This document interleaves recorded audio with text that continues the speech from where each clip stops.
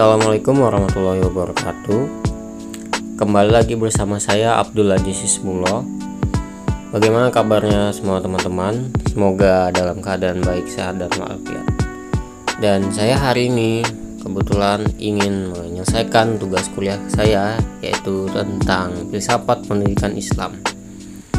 Langsung saja kita ke slide selanjutnya.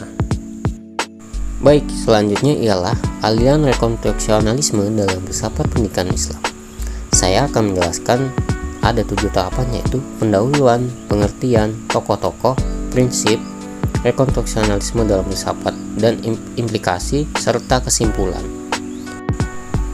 Pendahuluan. Rekonstruksionalisme adalah salah satu aliran dalam filsafat pendidikan yang muncul pada abad ke-20. Rekonstruksionalisme dalam filsafat pendidikan Islam menggabungkan prinsip-prinsip dasar rekonstruksionalisme dengan nilai-nilai Islam dalam konteks pendidikan. Yang kedua ialah pengertian rekonstruksionalisme. Rekonstruksionalisme merupakan aliran dalam filsafat pendidikan yang menekankan pentingnya mengubah dan memperbaiki sistem pendidikan yang sudah ada untuk mencapai tujuan yang lebih baik. Rekonstruksionalisme menganggap bahwa sistem pendidikan harus senantiasa berkembang mengikuti zaman. Yang ketiga ialah tokoh-tokoh aliran filsafat rekonstruksionalisme. Ada 3 tokoh: Theodor Bramel, George Second, Paulo Freire. Theodor Bramel mengungkapkan gagasan bahwa pendidikan harus berfokus pada upaya untuk merekonstruksi masyarakat agar lebih adil dan berbasis pada nilai-nilai demokrasi. Yang kedua ialah George Second. Ia mengemukakan gagasan bahwa pendidikan harus bertujuan untuk membentuk individu yang kritis, aktif, dan berpartisipasi dalam masyarakat. Yang ketiga ialah Paulo Freire, seorang pemikir pendidikan asal Brazil yang dikenal dengan konsep pendidikan pembebasan. Freire mengemukakan gagasan bahwa pendidikan harus menjadi alat untuk memerangi ketidakadilan dan ketidaksetaraan sosial. Yang keempat ialah prinsip-prinsip rekonstruksionalisme. Ada 4 prinsip-prinsip rekonstruksionalisme. Yang pertama ialah perubahan. Rekonstruksionalisme menekankan perlunya perubahan dalam sistem pendidikan untuk menghadapi perubahan sosial, budaya, dan teknologi yang terjadi dalam masyarakat. Yang kedua ialah pengalaman. Rekonstruksionalisme menganggap bahwa pengalaman individu merupakan dasar bagi proses pembelajaran yang efektif. Pengalaman individu harus diperhatikan dalam merancang program pendidikan.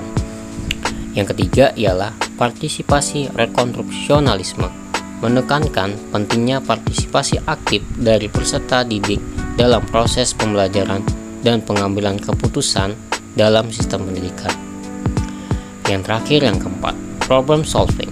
Rekonstruksionalisme menganggap bahwa pendidikan seharusnya membantu individu mengembangkan keterampilan pemecahan masalah untuk menghadapi tantangan dalam kehidupan sehari-hari. Yang kelima ialah rekonstruksionalisme dalam filsafat pendidikan Islam. Ada 4. Rekonstruksionalisme dalam filsafat pendidikan Islam memadukan prinsip-prinsip dasar rekonstruksionalisme dengan nilai-nilai Islam. Yang kedua ialah fokus pada kemaslahatan. Rekonstruksionalisme dalam filsafat pendidikan Islam menekankan pentingnya pendidikan yang menghasilkan kemaslahatan bagi individu, masyarakat, dan umat Islam secara keseluruhan. Yang ketiga ialah integritas Islam. Rekonstruksionalisme dalam filsafat pendidikan Islam menegaskan pentingnya mempertahankan integritas Islam dalam seluruh aspek pendidikan, termasuk dalam kurikulum, metode pengajaran, dan pengelolaan institusi pendidikan. Dan yang terakhir, yang keempat, penekanan pada nilai-nilai moral. Rekonstruksionalisme dalam filsafat pendidikan Islam menganggap bahwa pendidikan seharusnya membentuk karakter moral yang baik berdasarkan ajaran Islam seperti akhlak mulia, etika, dan kejujuran. Selanjutnya yang keenam, implikasi rekonstruksionalisme dalam filsafat pendidikan Islam ada 5. Pertama, pengembangan kurikulum. Rekonstruksionalisme dalam filsafat pendidikan Islam mendorse pengembangan kurikulum yang berbasis pada nilai-nilai Islam. Yang kedua ialah pendidikan berbasis pengalaman. Rekonstruksionalisme dalam filsafat pendidikan Islam mendorong pendekatan pembelajaran yang berbasis pada pengalaman individu, sehingga peserta didik dapat mengaitkan pembelajaran dengan konteks kehidupan mereka sehari-hari. Yang ketiga ialah partisipasi aktif peserta didik. Rekonstruksionalisme dalam filsafat pendidikan Islam mengutamakan partisipasi aktif peserta didik dalam proses pembelajaran, sehingga mereka dapat mengambil peran aktif dalam mengambil keputusan dan berpikir kritis. Yang keempat ialah pendidikan berbasis pemecahan masalah. Rekonstruksionalisme dalam filsafat pendidikan Islam mendorong pendekatan pembelajaran yang berbasis pada pemecahan masalah, sehingga peserta didik dapat menghadapi tantangan dalam kehidupan sehari-hari. Dan yang kelima, pengembangan karakter moral. Rekonstruksionalisme dalam filsafat pendidikan Islam menekankan pentingnya pengembangan karakter moral yang baik berdasarkan ajaran Islam, seperti akhlak mulia, etika, dan kejujuran dalam pendidikan sebagai bagian integral dari proses pembelajaran.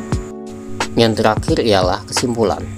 Jadi bisa kita simpulkan bahwa rekonstruksionalisme dalam filsafat pendidikan Islam adalah suatu pendekatan yang menggabungkan prinsip-prinsip dasar rekonstruksionalisme dengan nilai-nilai Islam dalam konteks pendidikan.